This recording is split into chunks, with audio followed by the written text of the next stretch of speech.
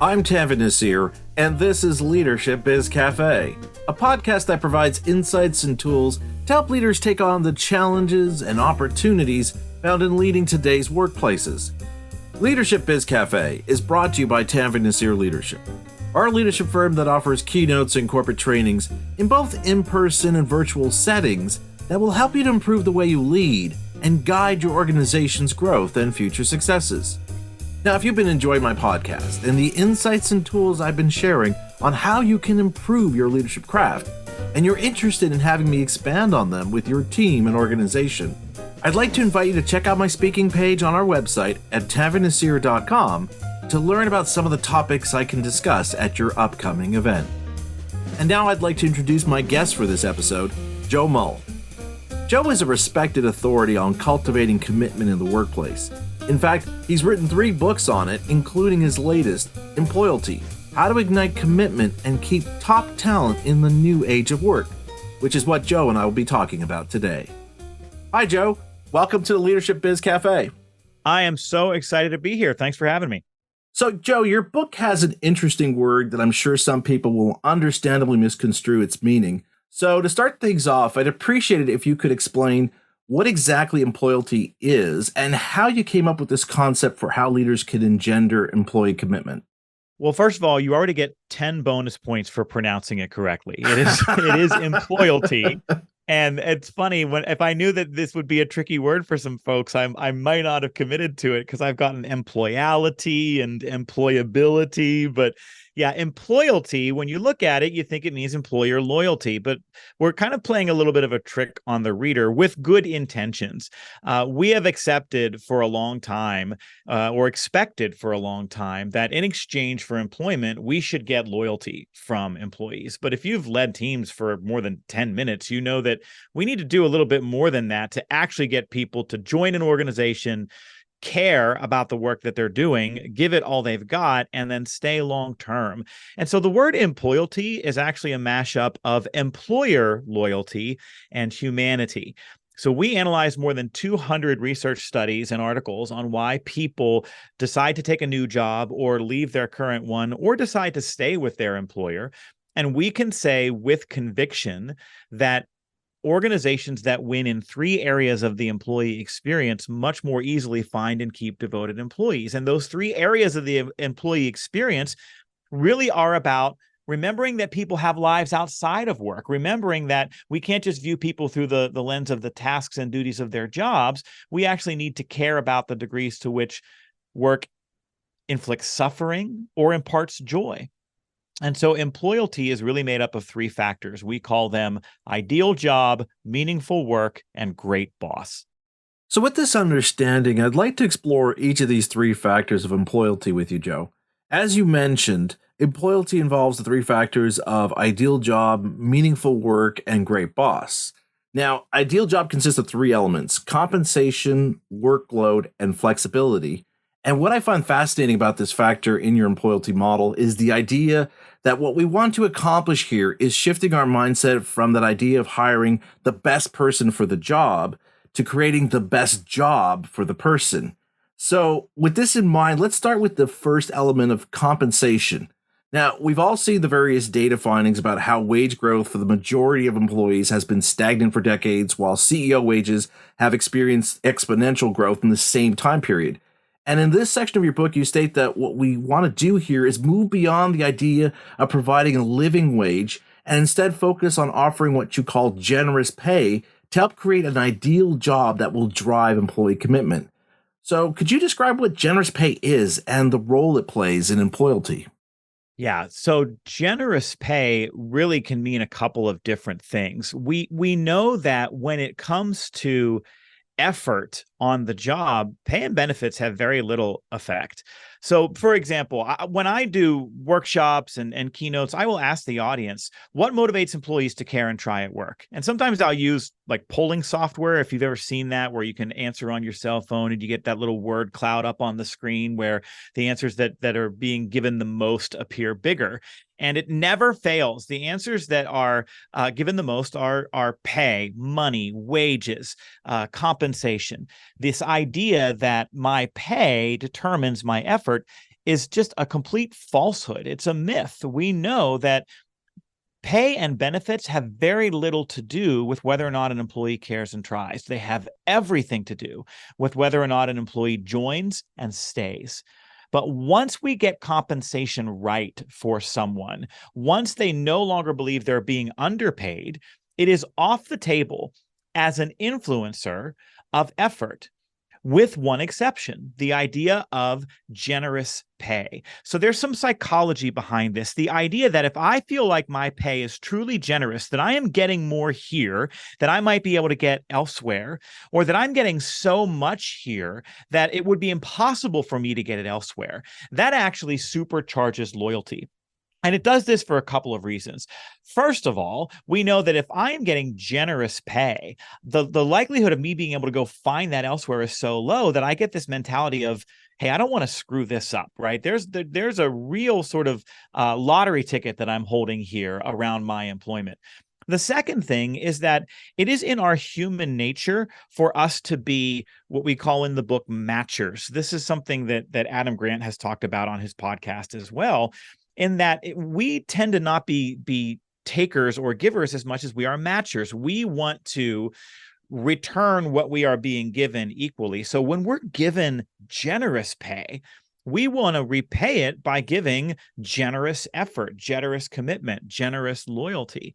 And when we define how do you calculate generous pay, there are a couple of different ways you can do it. You can look at where are our positions in the market, and we want to be in the top 5%, for example, maybe around salary or benefits compensation.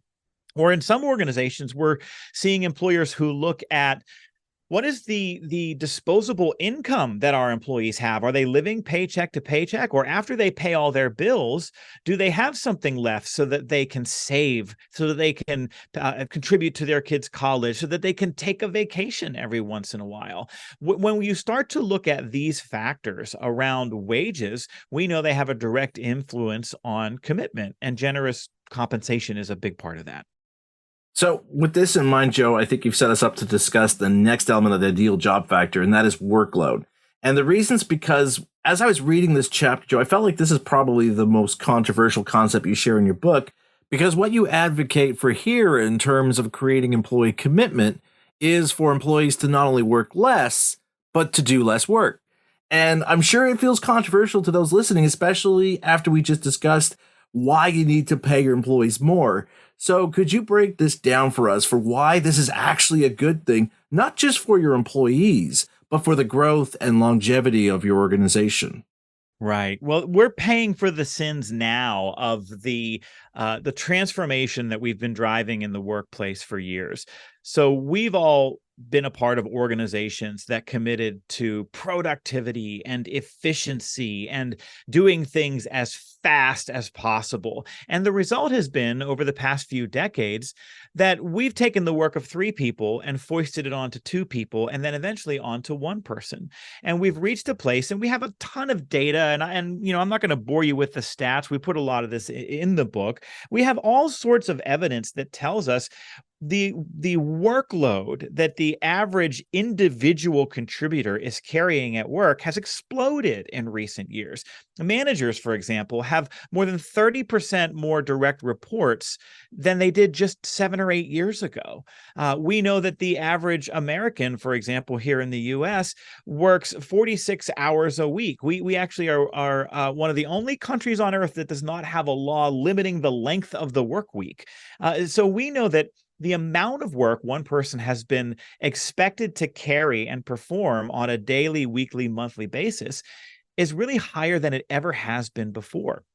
And at the same time, when you run an engine, a car engine, at the top RPMs all the time, what's eventually going to happen? It's going to give out. And when something happens in your organization, when you actually really do need to go faster, or you do need people to give more, if you've been running them at 100% the whole time, there is no more to give. The pedal's already to the metal, so to speak. But if you end up operating at workloads sitting around 80 or 85% thresholds, you actually have a little bit of space. You have a little bit more to give as an employee, when something happens at work that requires you to step up or rally or get through it together. There was actually, and I don't have it in front of me, so maybe I can send it to you. You can link it in your show notes. But there was a study that came out just a few weeks ago. It was making the rounds on LinkedIn that said that 85% seems to be the sweet spot in terms of work capacity for this very reason. We've been talking a lot in the workplace about burnout, and there's been a ton of bad advice given about how to overcome burnout at work. But the truth is, people are exhausted at work from all the work. And we actually, when we create some space in people's day for them to connect with one another, for them to participate in learning, for them to, just catch their breath and think and reflect, it actually goes a long way to making work more effective for people who are doing work. I think this is especially important when we think about the future of work with developments like AI, where we know we're heading towards a future where technology is going to remove a lot of the rote work so many of us can do, so we can free up our time to focus on things AI can't do, which is to be creative and connect disparate thoughts or ideas to conjure up new solutions and new avenues. And we have to recognize here that, as you just said, we shouldn't expect our employees to operate at the same level or to the same degree as AI because we're not robots. And neuroscience has shown that when it comes to our sense of creativity, it requires not only that we take breaks from work and thinking about work, but that we allow our minds to wander and think about other things so we can discover those unlikely connections that exemplifies our sense of creativity. So I think it's another thing that we have to realize if we're now recognizing this impact AI is going to have on the future of work, that it's going to allow us to address being more creative in how we approach our jobs. Then, as you pointed out, with an engine on the car, you can't expect people to be creative if you're expecting them to be gunning it all day, every day on the job. And to your point, which is so spot on, is, the debate right now is that, AI is coming for all of our jobs. No, people who know how to use AI are coming for all of your jobs, right? We're not going to be replaced by AI. If we're going to get replaced, it's going to be by people who have learned to use it effectively. And it is a tool. And, the labeling of it as evil in the workplace is the same conversation that took place when email showed up. And it's the same conversation that took place when electricity came into our homes, right? This is just another tool that has the potential to allow us to work smarter and to work better. And you're absolutely right. If I can use AI to do something in 1 hour that used to take me 7, that not only frees me up to do other things for my organization, it frees me up to be a better performer because it creates the exact kind of space that you just described. So speaking of space, I think this helps us segue into the third element in this factor, employalty. And it's one that's the source of much debate and discussion these days, and that is flexibility. And one point I appreciate that you bring up here is challenging the notion that a hybrid work environment is the same as flexibility. As we see in so many cases where organizations push some RTO mandate, the focus of the senior leadership is on dictating what days employees will be allowed to work outside the office and which days they are expected to be working in the office. And I love how you point out that what people want is knowing they have the autonomy to decide for themselves when and where they work, and that their bosses focus instead on the outcomes of their collective efforts. So how do we make this shift, Joe, where we go about addressing flexibility in the workplace in a way where we're avoiding the kinds of debates and friction we're seeing right now over remote and hybrid work opportunities? Yeah, it comes down to figuring out how you can grant people some power and control over where, when, and how they work. Because what works for somebody who is single and 22 might be very different than how somebody like me who is 46 and has 3 kids wants to work. Now, people will hear that and think, well, then the inmates are running the asylum, so to speak. How can we have consistency and predictability? I'm trying to run a business here. People can't just pick and choose when and where and how they work all the time and ignore the obligations that we have. And all of that is true too. But 2 things can be true at once. When we talk about flexibility, we're talking about giving people some influence over some aspects of their work. Maybe that's the length of my shift, or the start time, or the end time, or what days I work in the office versus at home. Maybe it's having some influence over who I work with, when I work, the locations I go to. Maybe it has something to do with the order in which I complete my tasks. What we know is that as human beings, we have some fundamental needs that contribute to our development and ultimately our mental health and fulfillment.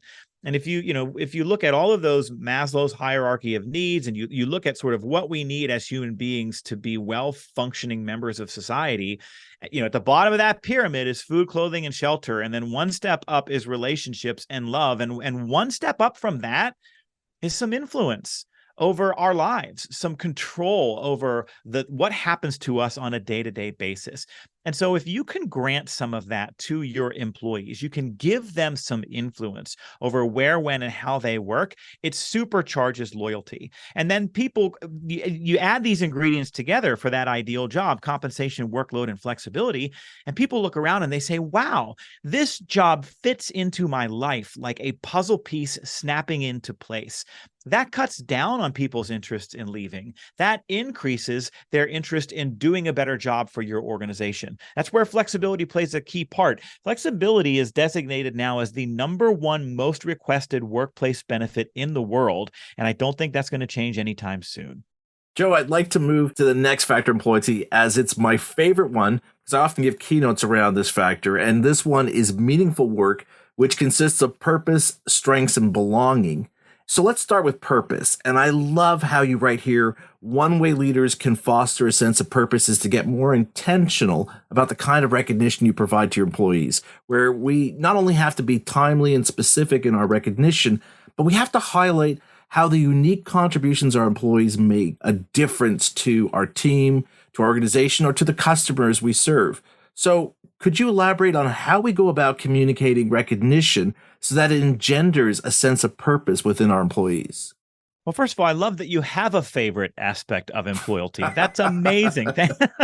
And I'm so appreciative of the time that you spent with the book and with the model that we write about, because we've spent a lot of years telling leaders that there are a lot of things they have to get right, telling business owners and executives that there are a lot of things that they have to get right. And it ends up feeling like we have to memorize a doctoral dissertation's amount of research. And so the whole reason we wrote this book was to really keep it simple, was to say, hey, commitment and retention will appear when you give people their ideal job doing meaningful work and give them a great boss. And then we just break down each of these factors into these dimensions that you and I are talking about. So I'm so grateful to you for being willing to get into the nuance of this. But you are right that there's a recognition component here around purpose that is critical. And one of the things that we've gotten wrong for years is how to recognize employees. One of the questions I get asked a lot in workshops and in keynotes is, we're trying to create a new recognition program. What do you find are the best programs that work? And my answer is no program. Because most programs are about gamification, or they're about tenure, right? They're about time, or they're about earning points, or getting certain kudos from a certain number of notes from customers, whatever that looks like. We know the most effective recognition programs, quote unquote programs, right? That word in air quotes, is actually just hearing from someone else that something specific that I did made a difference for them. And so if we really want to get better at recognition, we have to teach leaders how to become better storytellers. We have to teach leaders how to articulate the specific behaviors that someone used and the way that it made a difference to me. So for example, most of us, after a busy day at work, might walk by members of our team on the way out at the end of the day and say, hey, thanks so much. I know we had a really busy day today, but you all stepped up and I really appreciate that. Thank you so much. Great job today. And there's nothing wrong with that, but it could be better. We should do that. But if we take it one step further and we add a layer of specificity to it, we supercharge it in terms of the effectiveness it has on a person's psyche. And so here's an example.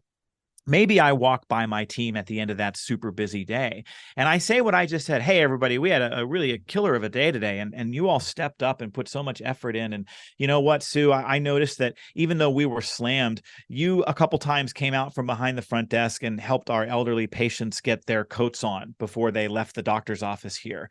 And Jim, I noticed that you went out twice and shoveled the walkway because it just kept snowing like crazy just to make sure that nobody would fall. And, I know, Jane, that phone just kept ringing. And even after it rang all day long, you still sounded so warm and friendly and helpful to the 302nd person that you talked to today that I just don't even know how you do it. I marvel at your ability to bring that kind of positive energy and warmth to those conversations after such a long day. So, each and every one of you, just keep bringing your gifts and your talents and your effort to this. And I'm so grateful.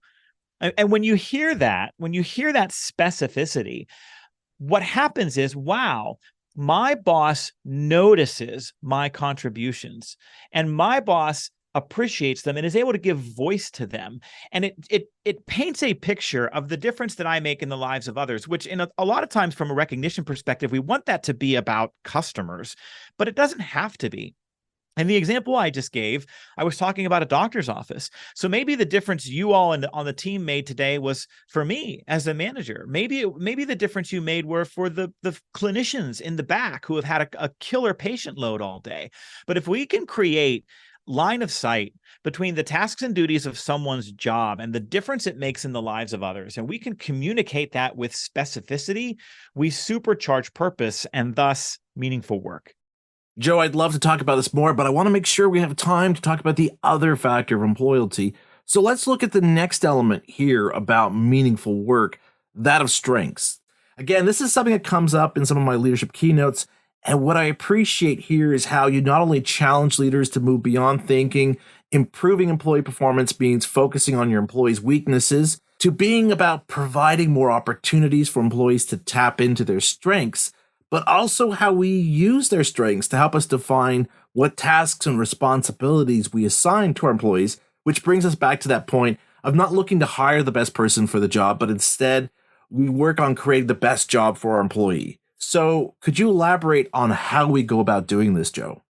Well, this I think is probably one of the harder experiences to create for employees because it forces you to reject decades of thinking around employment, which is that I create a position description. I list anywhere from 5 to 105 responsibilities or duties that are supposed to live with this person. And then I need them to do all of those things well. And if they do, woohoo, they're a success in that role. And if they don't, well, then I'm going to coach them up or coach them out. And the truth is that the chances of finding someone who is able to excel in every aspect of a position, either at first or eventually, is pretty low. But if we can find someone who brings a certain number of gifts to a role, and then we're able to tailor that role around those gifts, we're actually going to get a higher degree, not just of performance from that person in that role, but of commitment from that person. So, for example, if you hire someone in to work as an administrative support person, and we write about this example in the book, and they're really good on the computer at graphic design and organizing information, and the materials that they produce are exceptional, but they're really bad with names and faces and phone numbers. You're going to spend a lot of time trying to figure out, hey, how do we fix this? How do I coach you up from poor performance around names and faces and phone numbers to, at a minimum, mediocrity? And at the same time, we're asking this person to put forth more time and effort in the very thing that maybe doesn't come naturally to them. And so they could end up spending a lot of time going home feeling not successful, feeling dejected, and maybe start to not feel fulfilled in their work. But what if you looked at that person and you said, wow, there's a real set of gifts and strengths and talents here around some of this work with design and information organization. Can we throttle up that part of their job while potentially tweaking around the edges of that job to reduce the number of things that they're mediocre or less than at? This requires a little bit more of a hands-on partnership with their boss to make that possible. But this has been shown in tons of studies and organizations as having a direct impact on employee engagement. The brilliant folks over at Gallup have been writing about this for years. There's a term that's been called job crafting, which really describes what this is, which is tweaking around the edges of a role so that people are able to spend more time in what they excel at. So in the example I just used, maybe that means moving this person into a position where they're using those strengths full time and finding somebody else who has the other gifts that you need to supplement that. Or maybe it's just finding a way to give more of those responsibilities that they're really good at to this person and accepting that when they do have to touch these other things, it may not be at the level that you want, but that doesn't make them a poor performer. Instead of spending all of our time and effort trying to coach people up to mediocrity, when we go all in on their strengths, we get higher performance and we get higher loyalty. Okay, so the last element needed to create meaningful work is to create a sense of belonging. Now, just like with compensation, fostering a sense of belonging is another casualty of the current economic uncertainty, with many organizations starting to cut back on their various DEI initiatives as a cost-saving measure. But if we want to drive employee commitment, not just amongst employees who belong to various minoritized groups, but within our entire workforce, creating a sense of belonging needs to be top of mind. So, Joe, what should leaders and organizations be doing, especially at a time where we're seeing more and more division occurring within various societies and countries that will have an impact on our workplace? Yeah, there's multiple layers of work that we need to do as organizations here. I think the first layer for belonging exists around what we might call camaraderie. We've known for years that people will reject a job offer, will reject leaving an organization at times simply because they like the people that they work with and they don't want to leave that team or that organization. They recognize how good they have it when that piece is in place. So what we know is that when you can help people find things in common with each other that don't have to do with work, right? That aren't about the tasks and duties of my job, we access each other's humanity. We see each other beyond the lens of just the ways in which they contribute at work. If you and I figure out that we have a mutual love of fishing, or we have kids the same age, or we're both runners, for example, then the next time one of us has a bad day or there's a blunder, instead of going, oh, that guy, we're going to be much more likely to say, oh, good person having a bad day. We're going to be more forgiving and more tolerant and more likely to step up and say, how can I help? And so at that very basic level, belonging does come back to camaraderie and the fostering of those relationships. But it also goes deeper than that because it gets into the experiences of inclusion and exclusion. When you look at those top reasons why someone leaves an organization, we know that belonging is one of the top 3 reasons. In a huge study that came out from McKinsey just a year or so ago, it was actually the number 3 highest ranked reason why someone leaves an organization. I didn't feel like I belonged at work. And when you drill down on that data, what we understand is that when people experience exclusion, not feeling like they're a celebrated, valued member of a team, not feeling like they are accepted and celebrated for who they are, this is cancerous to an organization. It forces people out the door. And so this is where, yes, for years, organizations have been starting to finally commit to doing deeper work around diversity, equity, and inclusion.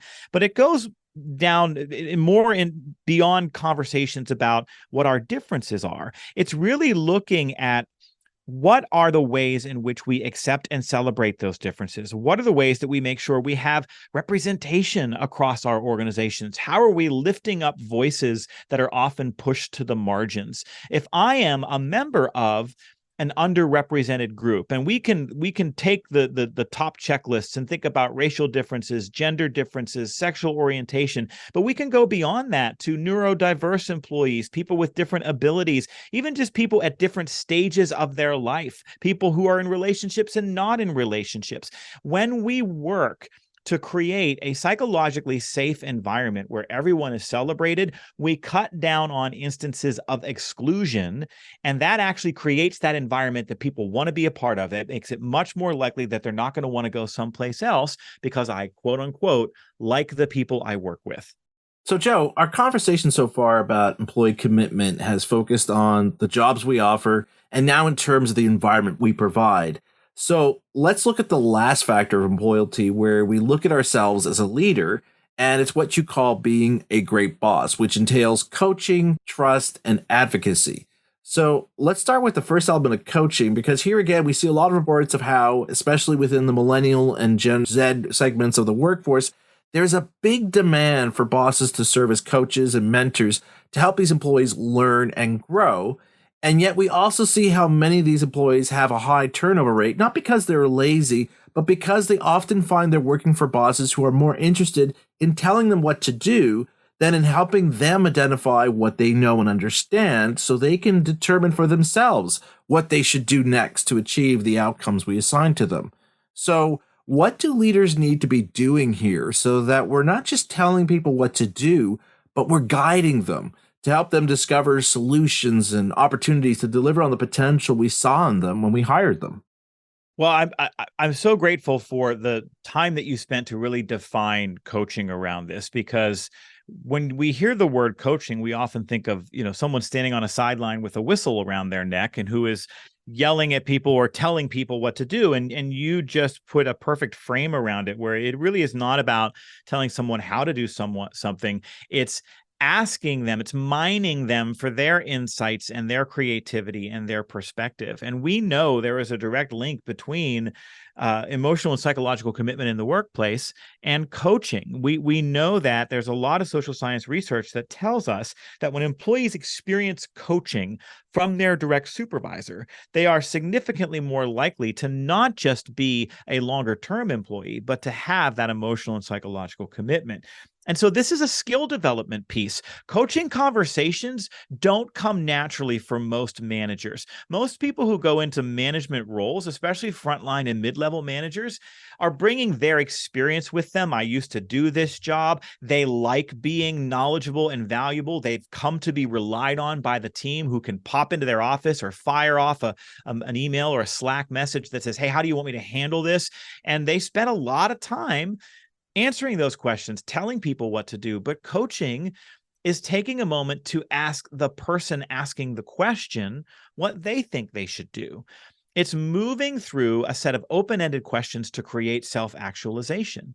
So it's having in their metaphorical pocket a whole host of questions that they know to ask in those moments when somebody does pop their head in their office to say, hey, how did you want me to handle this paperwork that came in late past the deadline? It would be really easy to go, hey, man, we just talked about that in the huddle this morning, and you got an email about it last week. Go look at the email. Like, come on, we're busy around here. But in that moment, when a leader says, okay, well, what options do you see? And then they stop talking like I just did, and they wait. There's a shift, an actual shift that takes place in the part of their brain that employee is using to participate. It goes from them showing up as a receiver of information to then having to move into memory and critical thinking. And it turns out that when you give people at work an opportunity to engage in critical thinking and creativity, their commitment goes up. So coaching is both the method and the experience that people need to have in order to supercharge commitment. And so we need to develop this skill as leaders. We need organizations to commit to teaching leaders at all levels how to be coaches. And we need those leaders to go through the painstaking steps of practicing those skills and being willing to be bad at it for a while before they get good at it. Yeah, and I think what's needed for us to become effective at coaching is actually the next element that you describe here of what's required to be a great boss, which is trust. And I think most leaders would say they intuitively understand what it means to be a leader who trusts his employees. And yet we've all seen the various studies like the Edelman Trust Barometer, which has shown employees continue to have low levels of trust for leaders. So for a leader out there who probably right now should be thinking, maybe I'm not as trusting a leader as I think I am, what are some steps they can take right now to start rebuilding their relationships with their employees and begin that process of fostering trust? Yeah, I am friends with David Horsager, who runs the trust Institute, and he has written several books on trust, and he will tell you there are a multitude of dimensions to trust. There are a number of things we have to get right. It's one of the reasons I interviewed David for this book, because he's just genius level about this stuff. And one of the things that came out in our conversation, and that also shows up in a bunch of other social science research out there, is that in order to earn trust, you must first grant trust. You actually have to create an experience for people at work where we trust them first, maybe even before we know them. We need to give people the opportunity to fail. We need to give people the opportunity to make mistakes. We need to give people the opportunity to impose their thinking, their creativity, their judgment on their work. And yes, that might mean that they don't get it right, or that it's not perfect from the first time. But I was thinking about this the other day as I watched my 6-year-old son pouring himself a glass of milk in our kitchen. And that is a precarious situation. If you've ever watched a 6-year-old pour a glass of milk on the island in the kitchen, right? Because the gallon looks like it weighs 107 pounds to him, and he's pouring it into the cup. And if at any point there's this one movement in the wrong direction, that little plastic cup is going to tip over, and all that milk is going to go flying, and he's probably going to drop the gallon, and it's going to spill everywhere. And I had that moment where I wanted to reach in and grab it and steady his hand, but I went, no. He needs to learn how to pour a cup of milk himself. So I'm going to accept the fact that I might have to clean up a mess because it's going to contribute to his learning. And I stood there, and yay, Henry nailed the pouring of the milk. And we need to do this at work sometimes. We need to be willing to grant trust to people. The other thing that we need to do, my friend, is that we need to earn trust by demonstrating that we are committed to what's in the best interests, not just of the company, but of the employee. So am I working to demonstrate that I am competent? Am I working to understand the challenges that they face in their jobs? Do I show up every day and put forth the effort to give them the time and space that they need to do their work properly? Am I giving them credit when we have a success? Am I taking the blame when things don't go well? Trust can be fleeting, it can be fragile, but we know that these are the things that we have to do to earn trust. Okay, Joe, I'd like for us to discuss the last element here for being a great boss, and that is advocacy.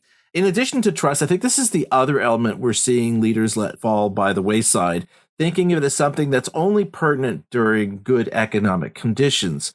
But if we are to make our team and organization a place people want to work for, we can't simply be looking at things from our perspective of what we need, but we also need to be taking into consideration what our employees need, not just in terms of their growth and development, but also in terms of how we can help them have a great work experience. And as you point out in your book, advocating for your employees doesn't require grand gestures on our part, but it's just that we show our employees that we care about them beyond their roles or titles they hold within our organization. So with that in mind, what are some things that our listeners can do to get better at advocating for their employees? Well, let's think about what an advocate does. An advocate is someone who works in the best interests and on behalf of someone else. And so the first question really is, am I doing that for each of the people that is in my charge? Do I show up every day and ask myself, how do I create the conditions here for these people to thrive? That's both my favorite definition of leadership and a part of what it means to be an advocate. And so if you're going to create an environment that becomes what we call in the book a destination workplace, you have to be committed as a leader to caring more about than what is just the tasks and duties of their job. You have to care about more than that. You have to care about who this person is outside of work. You have to care about the ways in which this job impacts their life outside of work. You have to at least know a little bit about their story. I can't tell you the number of leaders that I've encountered who work in a building full of people that they walk by in the hallway every day and will tell me, I don't need to know their names, which is really just a way of robbing people of their humanity. If I don't even need or care to know your name, then how am I creating a humane employee experience that makes you want to be a part of what we're doing here? Now, does that mean I have to remember the names of all 2,000 people in the building? Of course not. But I should make an effort to at least connect with as many people as I can that I see regularly. So this is a part of advocacy, is do I connect with the person's humanity? Do I know their story? Do I know a little bit about their life outside of work? There's a career piece here too. Do I understand what they love about what they do and where they want to go? Do I work to contribute to the trajectory of their career, even if it doesn't include me or this organization long term? That's part of what it means to be an advocate. Being an advocate also requires that we are fighting for the material and the equipment and the information that people need to do their jobs. I used to work with a coworker who was an HIMS specialist, a health information management systems specialist. And as part of her job, she would run these really complex reports in some pretty sophisticated software on her computer, which was years old. And if you've ever had the experience of overworking your computer where that fan kicks on and it sounds like there's an airplane coming in for a landing, this is what her computer was like. My cubicle was next to hers for a couple of years. So she would run these reports and then just have to sit there and busy herself with other things while her computer made all sorts of interesting noises. It was not the right machine for her to be able to do her job effectively. Yet every time she would ask, hey, I need a machine with a faster processor to do some of this stuff. I could actually get these things done faster and more efficiently if we could just upgrade this machine.